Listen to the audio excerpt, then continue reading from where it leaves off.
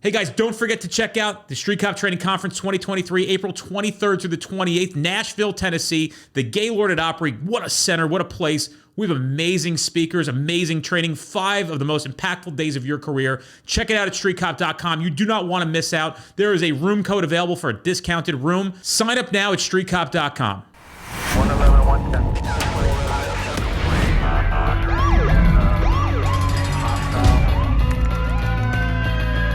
Training to be a street cop.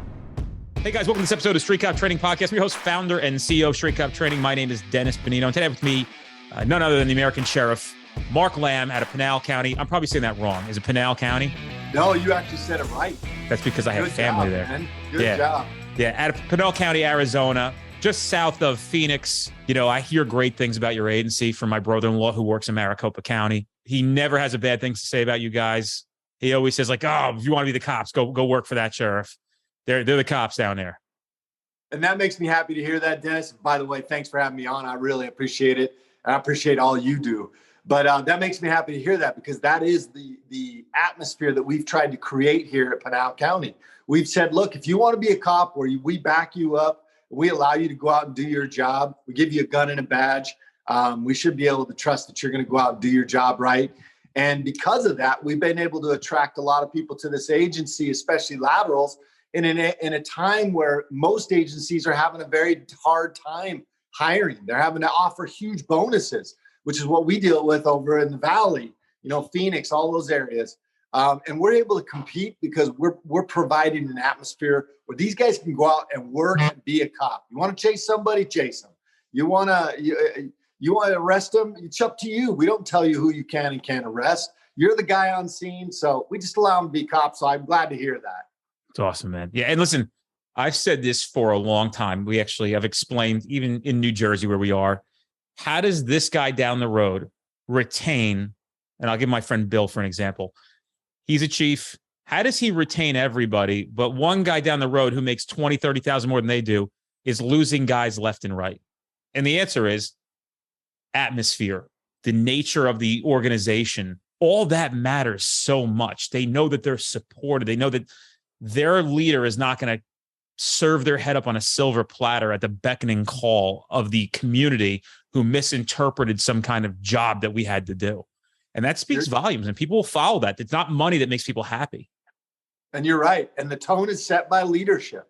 Even when we came in, it took a couple of years to really get that idea of what we were trying to do here at this agency to filter throughout the ranks of lieutenants. We struggle with the lieutenants connecting with the sergeants, but we've finally gotten to where everybody understands it, believes it. They feel like, hey, this is for real. These guys got our backs. And, but that took a couple of years, but I mean, it's all based on leadership.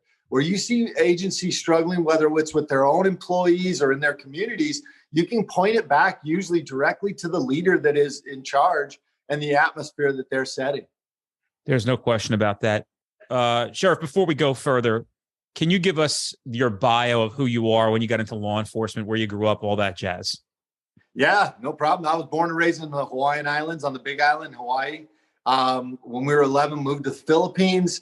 Then we came back to Arizona, which is where my dad was from. My dad was a graduate of a place called Thunderbird Business School of Global Management.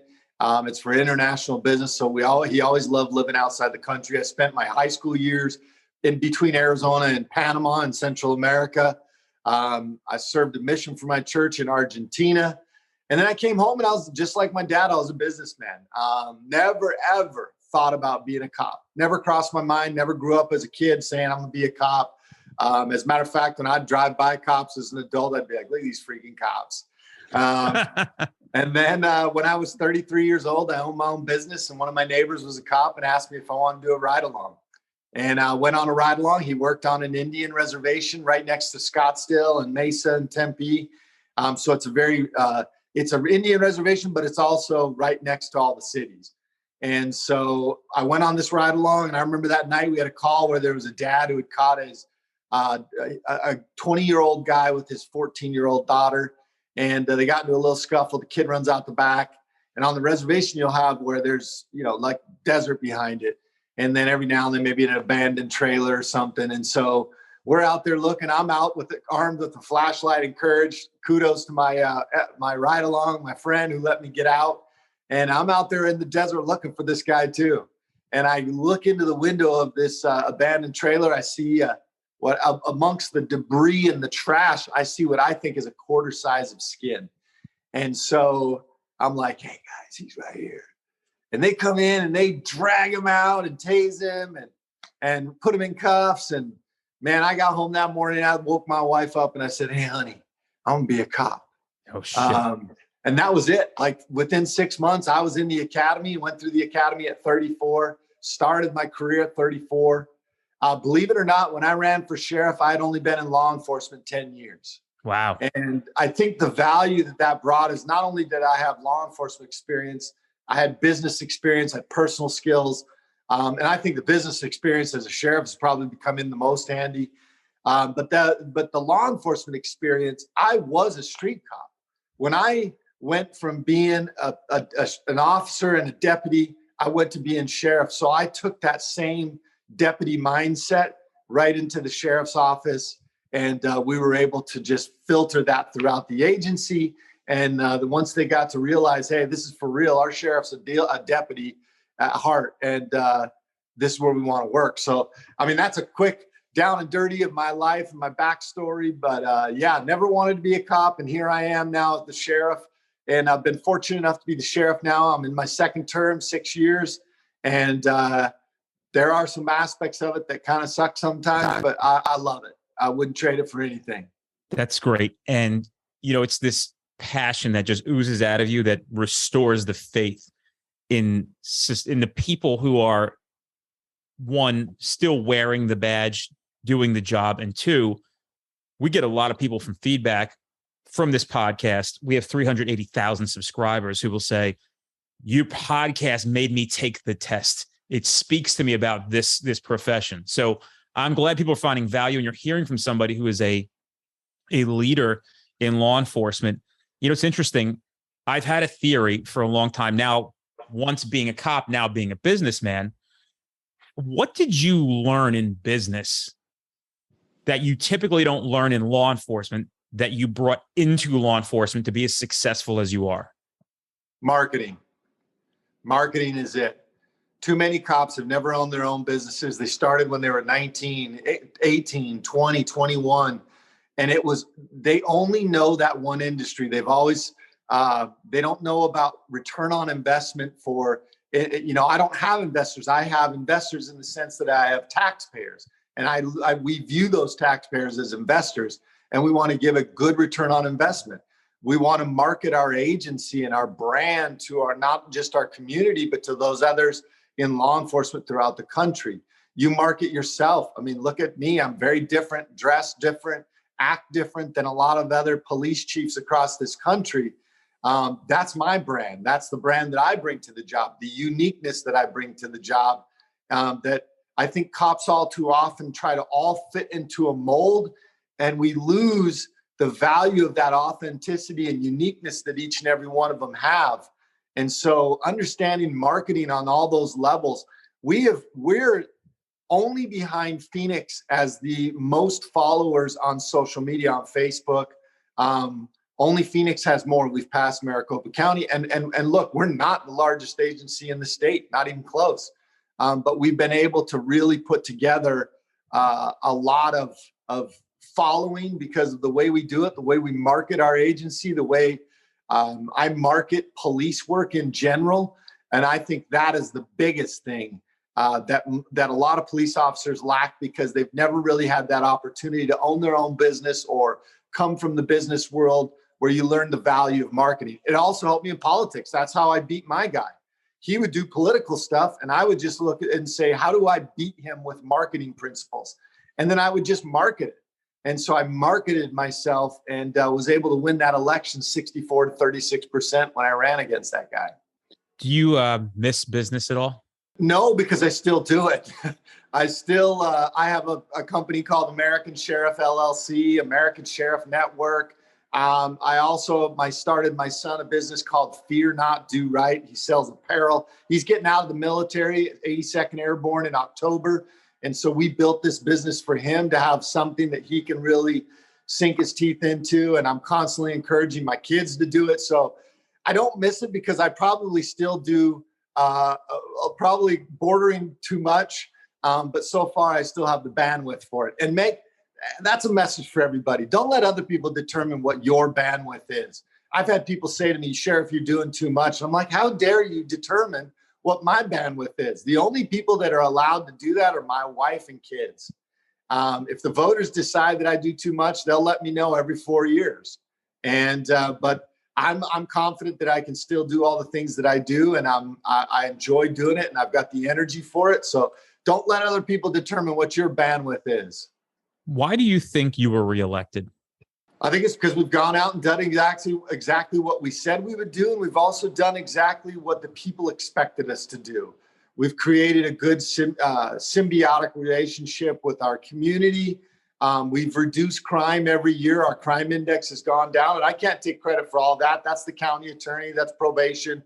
All of us together have reduced the crime index. We have instituted a ton of programs in our jails to help people that are struggling with addiction, mental health, people who've been trafficked. We do veterans programs. We have a strong, robust community squad, I guess you call them, that goes out, a resource unit that goes out and bridges the gap between us and the community. So I think all those things really combined to give the people the confidence to vote me back in again for a second term. That would make sense. Actually doing what you said you were going to do and being the police and not pandering to the bullshit. Somebody with confidence who people can admire and speaks to their tune. Sounds familiar. It seems to be that most of the sheriffs and leaders in law enforcement who take a stand and do not pander tend to get the most respect. I look at you. I look at Wayne Ivey. I look at David Clark. I look at Grady Judd. Nobody's coming to mess with you guys. They know what they're getting. What they do is they find the weak ones, the ones who are ready to pander, the ones who are politically driven on their own agenda. And it's disheartening to see. It really is a sad state of affairs when people act so fucking selfishly that they are putting everybody else in harm's way for the benefit of themselves. And that just drives me insane. You're right. They want to preserve their own fat salaries that they may have or their positions of power. And they're not willing to stand up. And here's what I always tell people. I said, look, if you would just stand up, they would stop coming after you. But if you give at all, and I can sense, and when they put their hands on you, you know, you've done this job. When you grab somebody, you can tell if they've got any fight in them or not. And when they grab me, I want them to feel a ton of fight and say, you know what, let's move on to the next guy that doesn't have any fight. And that's what they do. If you stand up, yeah, you might take some shellackings here and there, but in the end, they're not going to want to lock horns with you. Whereas as opposed to if you show weakness, you bend your knee, literally and figuratively, they're going to come after you because they see weakness, they see blood in the water, and they're going to go after it. There is no question about that. And I'm sure you could agree that when you take a stand in this sense that you have and stay focused on what your objective is and what you came to do, I would imagine that there comes tough times where somebody's trying to run interference for you. And what would you say when you're going through a tough time when interference is trying to be run by maybe a bigger authority or an annoying authority? What do you think to yourself when you go, oh God, why is this now the thing? What's your thoughts on that? You know, it's funny because you bring that up. Just 2 days ago, we were at a board meeting and we really messed up on our ballots here in this county. I don't want to say it wasn't my job, but our county really messed up on, we didn't have enough ballots at the polling places. We were on national media because of it. And the day after, about 10 Democrats, leftists showed up to trash me, not to talk about the fact that we didn't have enough ballots. They were there to trash me because I stand up for election integrity and because I stand up for the rule of law. And that is a threat to them and their agenda. And so they came and they were there to trash me. And to answer your question, the way I deal with that is, you have to be solid in what your value system is, who you are, and what you stand for. And in a very complex and catastrophic world, like Jordan Peterson said, meaning is the antidote to the catastrophe that the world is. And you have to have meaning in your life. And so for me, I've simplified it during these chaotic times. And the simplifying is, what do I believe in? And those things are God, family, freedom, and firearms. Those are the things that I believe in to my core, and I will fight for them. And so it makes staying the course, even when the waters get rough, it makes staying the course much easier because I know what I'm doing and what I'm standing for, and I believe in it, and I believe it's right and just and to my core, and that's how I get through it.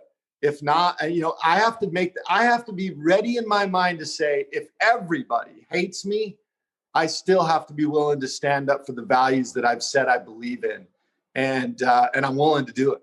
We as an organization and a larger one in the police training field are subjected and targeted. Washington Post, all these places, they've written articles about us, Gizmodo, Business Insider, that, of course, they're painting us as these criminals, which is completely absurd. Maybe one of the only few organizations actually doing the best they can to help cops in the greater sense of, we know what's wrong. We're trying to help. If you would like to join us because you criticize the police and their mistraining or whatever you want to criticize about, like, why go against us? Why not try to help us? If you want change so badly, and what I've come to realize is they just want the cops to go away completely. Right. They are anarchists. They are not constitutionalists. They are absolute, really, I don't know what part of their life led them down the path that they're on. It's wild. And we don't spend a lot of time with that. And I think to myself all the time, I could see why people, they just can't take it anymore. They've had enough and they just throw in the towel. But what helps me restore my faith and keep my energy going is the men and women who depend on us every day to show up and give them the tools and resources they need to do this job appropriately. And no matter what happens to me, I'm not willing to turn my back on that. So I feel it. I feel what you're going through. We do it. We deal with it here. And I want people to know that people like Mark and myself and other people in this country who are truly committed to the cause of the right thing, at least in our minds for sure. We're not going to leave you. We are not going to abandon you like other places have abandoned you, other people have abandoned you, the media's abandoned you. We will still be here for you when that time comes. How do you think your community feels about your sheriff's deputies now? Oh, I get messages all the time. They love my sheriff deputies. I get a few complaints here and there. People don't like being held accountable, and you've seen it where people they feel like a victim of a crime. And many times they are victims of crimes, but what you can prove in court and what you can arrest and charge on are not always in line with what the victim feels. So you still deal with that. But for the most part, I get messages almost daily of how much they appreciate my deputies, even when my deputies are having to do tough jobs and hold people accountable in tough situations. And so I think our community feels very good about it. If you've watched our social media, you can see it at Pinal County Sheriff's Office. We do things like Fridays with Frank, who is one of our motor guys who goes out, and we put a camera and we film him. I do things. We've done a series called Behind the Bars, where we show what it's like behind dealing with people in the jail. We've been very transparent. And even yesterday, I had to do a video regarding the big mistakes we made in voting. And even though it wasn't my issue, I had to come out and make a statement. Our community expects that from us. They expect truth. They expect a steady north for them. And I believe that's what we are as a sheriff's office. We give our guys the latitude to treat people fairly, to protect their constitutional rights, and where needed, hold people accountable. How do you think your people, the men and women of the ranks and filing of the Pinal County Sheriff's Office, how do you think they perceive you? What do you think their thoughts are on you from a very outside looking in perspective?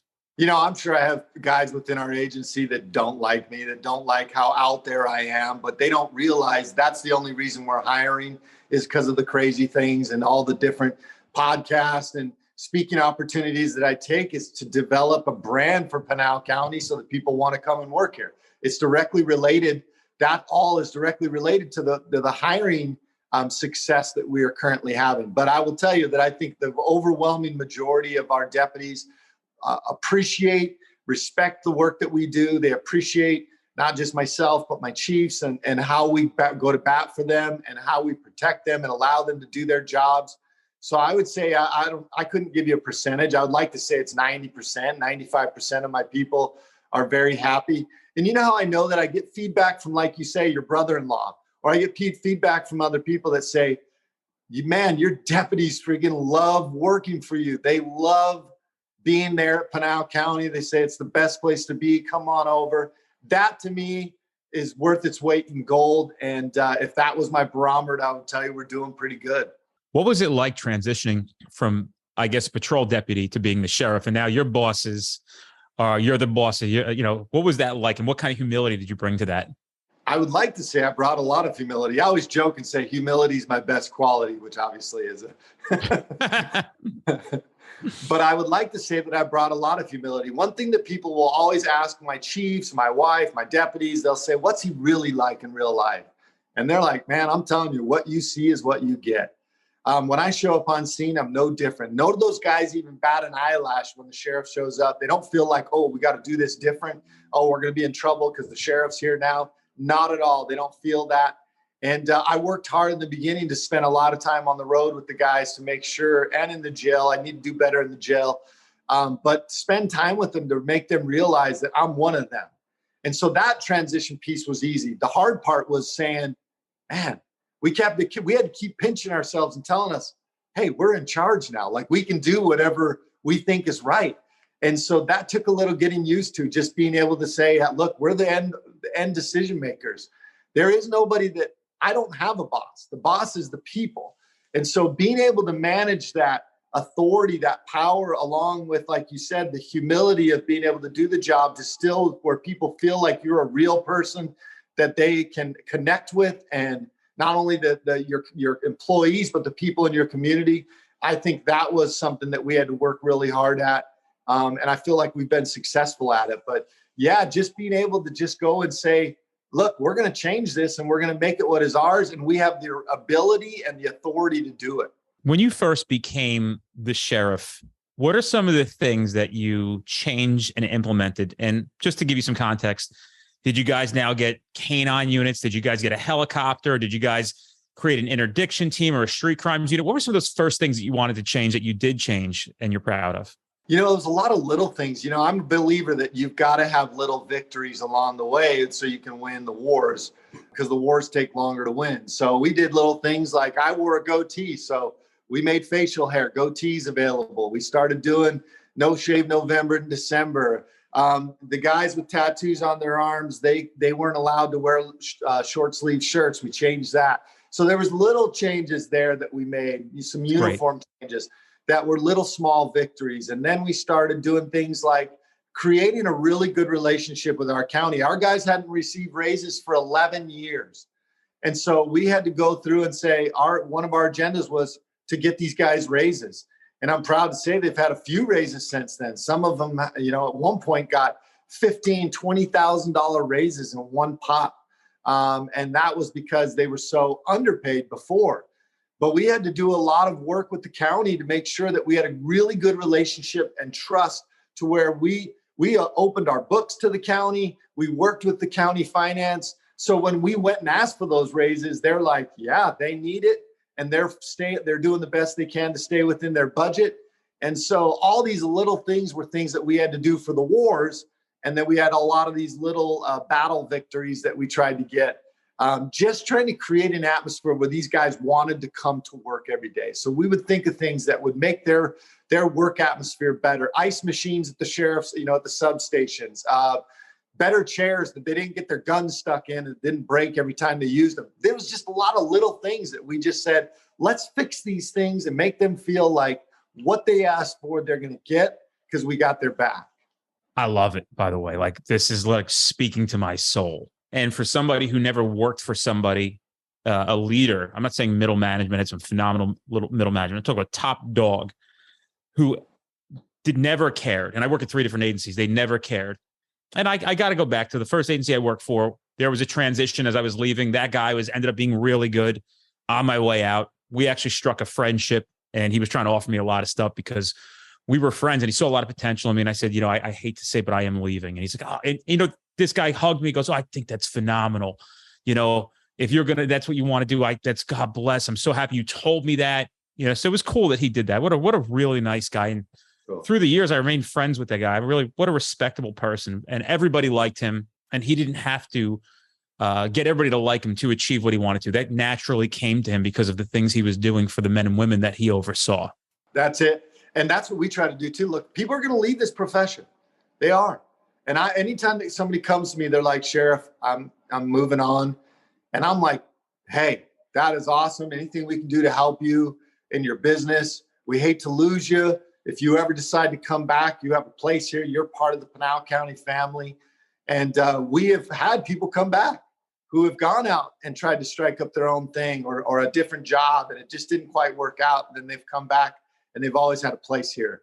And so we try to just be supportive of our people, whatever that is that they feel like they need to do in their lives. I am not going to be one to make them feel bad or try to dictate what they should do in their own lives.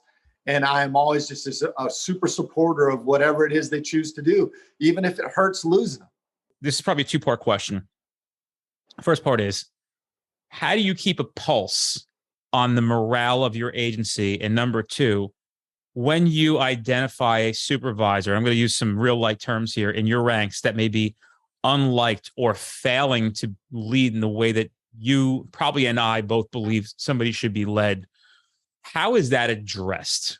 Because I think everybody's got a supervisor at some point in their career, I'm sure you could agree with this, that nobody liked. The guy or girl was just a bad egg. I've always said to people in class, I go, it's wild to me. I'll say, how many people in here work at an agency where there's not one asshole who's in the administration? I took it sergeants, just one, and nobody raised their hands. I go, and I just can't understand in my brain how these people are known of their behavior. They're known that this guy's nobody that nobody likes. You can't trust him. He's a piece of shit. He's a selfish guy. Let's give him chevrons. And then on top of it, a lot of times we see leaders of organizations who don't want to deal with the issue. They'll ignore it, and people complain to them. They'll be very well aware of it. They just don't like the confrontation. So here, we run a pretty large organization. There are instructors and staff members here that I've had to say to them, you don't fit here. I can't have you here anymore. This is not lining up with what I believe. Or if I see behavior, I've brought it in, addressed it immediately, because I don't let it fester here. I nip it right in the bud. But with that being said, the question again was, how do you keep a pulse on morale? And what do you do with these supervisors? And I say that for a reason, because I think they have to be managed a little bit more than maybe a guy in the rank at the lowest level, quote unquote, I guess, according to the totem pole of hierarchy in law enforcement. What do you do to address somebody like that? Yeah. So the first question is, how do we keep our pulse on it? I do a lot on the road. I've been busy lately and not as much on the road. I've been trying to spend more time in the jail when I can, because trying to, really make sure that we can hire there as well. So I'm shifted some of my focus. But the relationships that we've garnered over time, and the fact that we worked at this agency as deputies, we have a lot of friends within the agency that can tell us, hey, man, look, guys are pissed off about this or that. And that is one of the ways we keep our finger on the pulse. And everything we take serious. Like, we don't go, that dude's just a complainer. We look at it. If it comes across, I'm like, hey, what's going on with this or that? Why are they saying this? Why do they feel this way? And, sometimes it is one of those maybe complainers, but a lot of times there is some value and some truth into what you're hearing. And it's hard as a leader to just be like, you know what, we've overlooked that. We effed that up. We got to fix that. And so then we go through and fix it. But I would say it's because we still have connections with the people that are on the line level and sergeant level, which I consider deputy and sergeant on line level. Both of those guys having your finger on that pulse. So that helps us. The second issue is, that's a tough one, because, when I came here, one of the complaints was that the previous guy was only bringing on the guys that he wants as leaders. So people would test, and and then they would just pick who they wanted anyway. And so people stopped testing. And so when we came in, we said, look, we're going to make it fair. We're just going to put a good test together. And if you score the highest, then you're the next guy on the list. Well, with that comes picking up some bad guys here and there too, guys that test well, who've tested 5 times, who finally passed the test, and now you're faced with promoting them. That's where probation comes in, making sure you're monitoring their probation. We recently had a guy that was completely failing at leadership. We had to hold him accountable. Right now he's on admin leave. And it was somebody that, like you said, the deputies were like, this guy sucks, man. We hate following him. He's this or that. And we've had to have very tough conversations with our lieutenants, but we're of the mindset, like, we're big boys. You took those stripes on, and you got to be willing to have tough conversations as well. We got to be able to pull you in and say, hey, you're way off base on this. You got to rein this in. We tell them, hey, your people are mad. They don't like you. They don't want to follow you. We got to fix that. We don't just throw them out with the bathwater. We say, what can we do to help you as a leader to fix? And maybe we see that you could maybe do this or this that would bring them on and make them want to follow you more. Because I don't have the luxury of firing them like in a private business. We have the Officers' Bill of Rights here in Arizona. So to remove somebody from leadership or to fire them is very difficult. And so we have to really take a look at it and say, how do we make them better? How do we fix this? How do we find the right place for him? We've done personality assessments on our leadership. We've done some stuff called Vitania, which is like brain mapping to help them deal with their own personal stresses and issues in their own brains and lives that are affecting how they're doing their job and leading. So these are all things that we are very cognizant of. I wish I could give you one simple answer, but it's a very encompassing list of things that we have to do to make sure that our leaders are being good leaders. And that has been something that I still struggle with on a daily basis of right now, as soon as I'm done with this podcast, I'm going to go back to day 2 of a global leadership summit where I have probably 5 of my lieutenants and about 5 or 6 of my sergeants in there right now doing this training, learning different aspects of leadership outside of law enforcement and what they can do to better serve the people that are underneath them. The answers are just so good. And I can relate to you on such a level because I am consistently and constantly trying to improve my skills as a leader of an organization. And there's a lot on the plate for me. There's a lot of expectations, and it's wild. I'm very aware of the responsibilities that I have to a lot of people, and it's beyond the walls of this office or this organization. It's the responsibility I have to the men and women in law enforcement that I'm trying to continue to mold my behavior appropriately and be an example. And I'm a human being, right? Like, just like you are, we mess up. It happens. What are you going to do? Right? But owning when you mess up, right? Like owning. And I actually sent the text out the other day to my staff. This is literally what I sent. I think it was yesterday. This is what I wrote verbatim. I couldn't make it up. Just wanted to say to everyone, thank you for being patient with me while I endured a very difficult time in my life. I really believe that I'm completely out of the weeds with that and starting to really feel like I have my focus back and I'm dialing it again. Great things to come, but your lack of judgment and compassion is greatly appreciated. It's all coming back to me, and I'm really excited about that. That's it. Life threw me a curveball, Mark. Yeah. You know what I mean? And I never knew how impactful that atom bomb that went off in my life would actually impact so many other things. And I would tell people very honestly, I know I'm not functioning at the rate that I usually function, but just if you continue to bear with me, and it impacted a lot of things. But listen, the good news is, and I've said this before, if I was working at 40 to 60%, that's usually most people's 200 to 400%. So, you wouldn't know that I was completely off but to be a visionary and seeing things and now implementing more stuff for the future it has been a relief to me. But I read that excerpt to, one, show vulnerability, to show humility of how humble I am, and just to kind of maybe get the listener of this podcast or this program to understand that we are just human beings and we are trying our best, and we face the adversities that you guys face as well. We have personal issues that we're going through that maybe we're not sharing publicly, and we're no different than you are in our path. And sometimes I wonder how I ended up here. How the fuck did I end up doing this? Like, how did this thing get as big as it has gotten? And trust me, I do that all the time. But, can I just say real quick on that, I think it's important that they know that I get, attacked all the time in the media. They know that a lot of the things that I do for them and for the agency are not viewed as popular. And on the other hand, they are. We're just in a very polarized world. But, we have issues too. And for example, my son, he got into drugs. He ended up hitting a guy on a bike in a car and got charged with ag assault with a deadly weapon. My son is doing well now and was doing well before he got actually sentenced, but he got sentenced to 6 months and is in my jail right now. And your people, they know this. I didn't have to address it, but what they're able to see is, how do I carry myself through that? How do I continue to show up and do my job? I don't crawl in the corner like up into a ball and wait for a better day to show up. I go out and make better days for myself.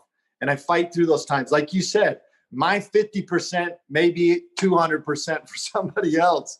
But I think it's also important, like you did, you came in, you still rocked it. Now people are going to look back and go, man, I didn't even know he was going through all that. Mm-hmm. That's what kind of leader he is, that he still showed up, put on his game face every day and led us, despite the fact that he obviously was going through something huge. And so despite, you probably don't recognize it, but they're probably saying, man, I didn't even know he had a huge issue that he was dealing with. I respect him even more now because he never brought that to work and he never let that affect how he treated us or whatever. And so that's how I try to do it. And people know, like, they're going to see it. I'm going to tell you this one little quick story. I was at this Turning Point event here in Phoenix, and I'd been attending it. And I went home on a Wednesday and they called me and they said, hey, Sheriff, would you be willing to be part of this panel tomorrow morning at 10 o'clock? And I'm like, yeah, sure. So I look at the panel and it's a bunch of Army guys, or a bunch of military guys, 2 Army Rangers and a Navy SEAL. And so I show up the next morning and I have no idea what we're even doing. I'm looking for somebody to tell me where to be. So I go backstage and there's 5,000 people in this place. And I said, hey guys, I meet these guys and I said, so what's the plan? Like, what are we going to talk about? And they said, oh, we thought maybe you could ask us about this or this or this. And I was like, wait a second, I'm the moderator? And they're like, yeah, you're the moderator. I'm like, oh, okay. And nobody gave me a list of questions, but that's not what I want to tell you. One of the guys was the Navy SEAL. And this Navy SEAL was wearing a button-down shirt, Ranger panties, and running shoes. And we're going out in front of 5,000 people. Everybody else is dressed up. I'm wearing what I'm wearing right now. And I said, hey, what do you want me to say about you? How do you want me to introduce you? Well, introduce me as Navy SEAL, this ultra marathoner and wizard. And he had this beard, and the beard was braided into 2 braids, big old long beard. And I said, you want me to mention that friggin' awesome beard? And he goes, and this is what he said. And this was so impactful for him. He goes, no, they'll see it. And I think all too often we try to act in a way so that people will see it without trusting that they're going to see it if we just act normal and ourselves and just keep doing our job. And so that was a huge lesson for me. It's just like, nah, they'll see it. I don't need to explain everything to everybody. They're seeing it. Trust that they're seeing what you're doing. So that's real cool, man. That's a good one for me. I don't know if I'm hoping it's one of those things that stick me for the rest of my life. That's I hope real. so too. It stuck with me for the rest of my life. And it was so simple. It's just like, nah, they'll see it. That's super cool. I have a few more questions for you. I don't want to take up your whole day. This next question went viral on several social media platforms when I asked it to Wayne Ivey. So he's held the standard of a question that I'm going to tell you, go on our TikTok account. It flew. But here's the question. Let's see if we can get another. It's a tall order there, Mark. I know Wayne's game, the game he brings to the table. So this is going to be hard. Yeah, no, he does a good job. And yeah, I think that the authenticity that comes out of you guys is where people really believe it. They know you're not full of shit. But what's your position on proactivity? Be active. I know they don't want you we've got the woke culture wants to make you feel like you can't go out and do your job. The people in your community still need you to go out and be proactive, protect them from the wolves. And that's what I've always been, a proactive cop. And you've got to be willing to put your job on the line. Doing what's right is not always easy. And so I say, do what's right. Don't be afraid of it. Fear not, do right. and be active. Be a cop, man. That's what you put the badge on for. That's what we went through the academy for. It's what we carry a gun for. Go out and freaking do your job. I mean, a lot of the sentiment behind this organization was built on a proactivity mindset. And we have expanded to be very universal. So, we still stand behind being proactive, but we understand that people need training. If you're going to show up in a badge and a gun, whatever your position is, wherever you may work, that may dictate how you're going to behave as a police officer, we're compassionate to that. We don't think that you don't need training. People have asked me, will you guys ever go to like Spokane or like Portland? Yeah. And I say, of course. You think it's the cops that we're not happy with out there? It's not. It's their political climate that we don't approve of. But if you're a man or a woman in law enforcement and you're showing up, you think that this training organization is going to abandon you because you work in fucking Portland? No, you need it more than anybody does. So we will be there for them when they need it. Anybody who shows up with the right attitude doing this job, we really believe our training products make light. And again, we're taking context back in. We're taking feedback in. We know what it does and doesn't do. And can I add to that just a second? Because the training is so important. But if you don't go out and do it and apply that training that you learned, then you're going to forget the training. I've always said, you will never rise to the occasion. You'll only rise to the highest level of training. So you've got to get out and train. But at the same time, I'm a guy that you have to apply it. You've got to go out and apply it, because there is no better training ultimately than experience and going out and doing it. So get yourself the proper training. Make sure that you're confident in your ability to go do it. Then go do it and get better at it. Yes. And that's why I love proactivity. Yeah, I mean, we're the cheat sheet. So we're going to save you 5 years of trouble. And I always tell people, I find it very upsetting, in my opinion, that police officers are basically set up for failure. And maybe the best case scenario, you're being reprimanded. But the worst case scenario, and we just saw it recently, and I hate to use this guy as a martyr, and I don't want to do it, but a police officer was killed earlier this week or last week who had 3 months on the job. I know what kind of academy he went to. You know what kind of academy you went to. You know where we're failing. Swinging a stick at a bag for 30 days, yelling, "Get back," is not helping us in the field. So we have to be more thoughtful, because human lives are on the line. And I'm not considering a human as a police officer or a human being as a civilian any different than one another. I consider them to be both equally as valuable. And we are having that difficult conversation. And some people don't like that. And that's fine. My job is not to pander to what you think is romantic of how police academies used to be or what they should look like. I'm saying to you, how did I go to 3 police academies? And my third one, I'll never forget, after 6 months of, we're the best, blah, blah, blah, we're the best. Like, our shoes were fucking glass. I mean, we were like the Marine Corps drill team. I remember sitting on stage, I'm like, what do you do when a car smells like weed? Right? Like, we're on the road and we're stopping, like 2 years in, we're like stopping cars, we're searching cars when they smell like weed, because I saw it on cops. And, as I unpacked a lot of my thoughts and theories of how do we get better, it was with training. You get the best at being a practitioner. No, I agree with you, though. The training the academy gives you a very basic training of, and it's designed to create some discipline and push you past what you think your limits are. I mean, that's really what that is. And to overwhelm you with a ton of codes and all that stuff. The real training comes after. That's when the training comes, and you've got to go out and find that good training that applies to what you want to do. I was a gang and drug officer for a long time. I'll be honest with you, putting cuffs on people, what they teach you in the academy, that don't go that way.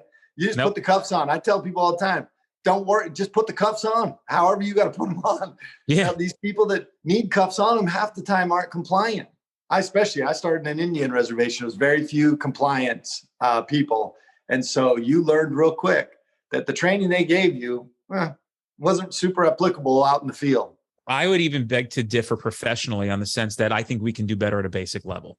I think accepting it for what it is, and, I sometimes go to police academy graduations. They certainly are not making me a keynote or giving the, whatever the speech is, they call it a commencement speech or whatever the fuck they call them. They're terrified. They don't want the truth showing up. They want this guy. We'd like to thank our freeholders. We'd like to thank Sheriff so-and-so is here from 3 counties away, Chief Johnson. Captain so-and-so has been so integral in putting together our community policing division of the academy. We wrote a program. Every recruit here wrote a 3-page essay twice during this academy on how they could help children. And you're just like, that's cool. That's great. This is so just true. fun. It really is. And I would love to see it done better. We've thought about doing our own academy. It's just too hard. It's too difficult. We don't have enough. We don't hire enough people. And so, you end up going, and then you have your standards, AZ Post, Arizona Police Officer Standards and Training. They're the ones that design the training of what is acceptable and what they have to go through to be certified.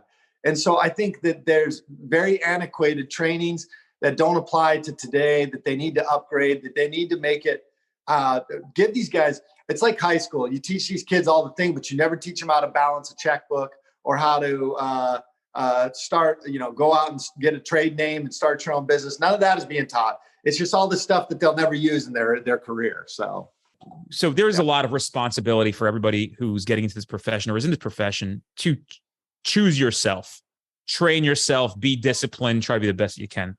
How about this one? Because I think this is going to be a good one. As a businessman, I know that you listen to books or read books or podcasts. So books, podcasts, or any people that you consider to be personal leaders to you, maybe I don't want to say idols, but people that you think are have had impact in your life. Yeah, I'm not a respecter of persons in the sense that I respect people, but I'm not in the sense that I'm like, oh, I love that guy, I want to be like him.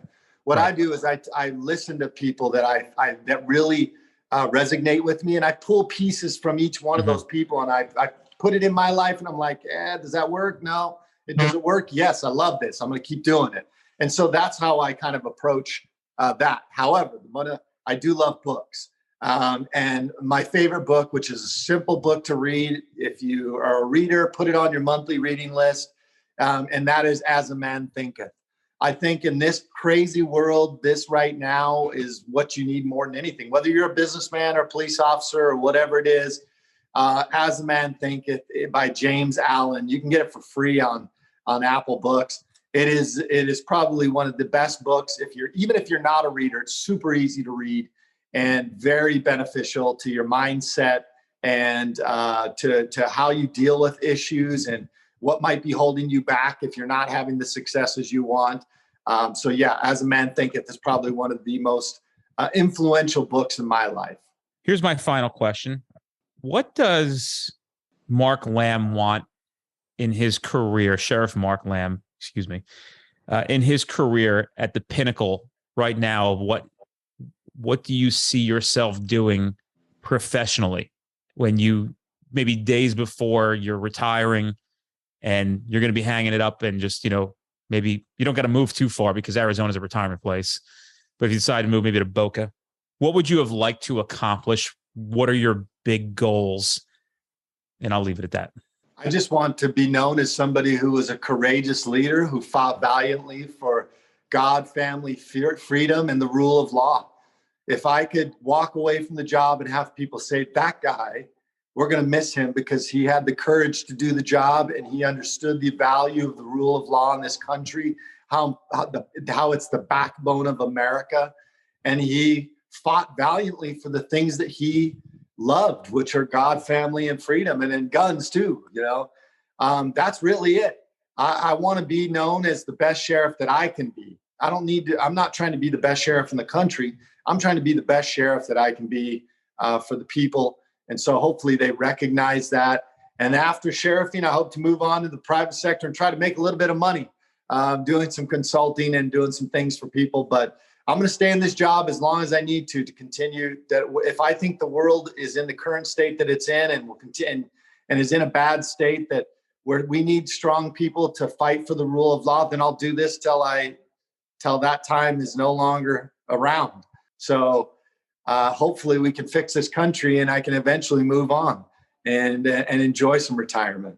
How does somebody become a Pinal County sheriff? Where do they start? Come to pcsojobs.com or you can just type in the Pinal County Sheriff's Office, hit careers, and come on and apply for deputy, detention officer. We're hiring both of them. I promise you we'll take care of you. We'll treat you like family. We're a large agency, but we're still small enough to where I know pretty much all of my employees, and try to have a personal relationship with a lot of them. And so it's a great place to work. And here's what I would say, not just to anybody out there thinking about being a cop, but this is a message for all you police officers out there. Stop telling people you wouldn't have your children do this job. I know that that's the easy answer. And I fell victim to it for a while there. People would say, would you have your child do this job? I'm like, no. And then I realized we're bitching about hiring, and yet we're telling people not to do this job. Leadership's telling people. So we need courageous warriors now more than ever. And why somebody else's children over mine? So yes, encourage people to come do this job. No, is it easy? Is it easy? No, it's not. Are you going to be a millionaire doing it? No, you're not. But you know what? It's an honorable profession. It is still the most important profession in America. And we still need great men and women to do it. And so please come and apply, do the job. We'll support you. And if not, then step aside and let somebody else come in and do it, and support them. But yeah, come see us. And come see me at American Sheriff on Instagram, on Twitter, Sheriff Lamb 1, on Facebook, Sheriff Lamb, on Truth Social, American Sheriff, and AmericanSheriff.com. I got a new book that I just wrote that's getting edited right now. I don't know the title quite yet, but please keep on top of my social media, and you'll see when that book comes out. And hopefully you'll support me, and hopefully this book maybe helps somebody along the way. That's what I do it for. So. Well, listen, I can't thank you enough for taking the time. And I will be honest with you, this is probably one of our top 10 podcast episodes that we've done. And we've done about 685 of them. And boy, it was good, man. What energy you bring. Holy shit. I can see why you were elected before. And I'm super excited. You guys don't know, Mark will be at the Street Cop Conference, April 23rd to the 28th, Nashville, Tennessee. The dog was perfect timing. He held it in the whole friggin' time. But Mark will be at the conference. He'll be speaking on Thursday along with Sheriff David Clark, Sheriff Wayne Ivey. And then they're going to be hanging out afterwards with the first 200. And actually, Mark, if you didn't know, we actually honor 25 to 30 of police officers who are significantly injured in the line of duty. We bring them to the event for free, and we do this event with you guys afterwards where they get to meet. And I mean, there's some significant injuries, and we honor them on, I think we're doing Tuesday or Wednesday. But so we're happy to do that. And, just so you guys know, you'll be a part of getting to meet those guys and girls. And we always try to put them at the front of everything that week to meet all the keynote speakers. At a very minimum, I want them to be able to meet these guys and girls, so they deserve it. Yeah, I love what you're doing. Thank you for doing it. It's awesome, man. Thank you. I appreciate it. Well, thank you, everybody. Continue to follow us at streetcop.com for more updated courses. Every day we're putting them out there. And if you enjoy this podcast, let a friend know. That's how we grow. We don't charge anything for this podcast, and we don't take any money for the podcast. We've been offered to, but we don't. We just want to give you what you got here. So appreciate everybody being here.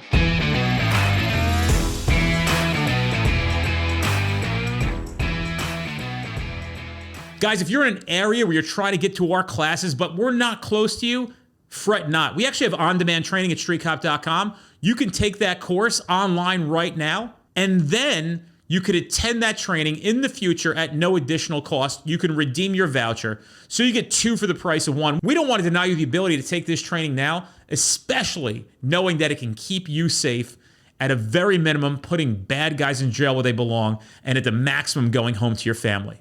Check out streetcop.com for that offer.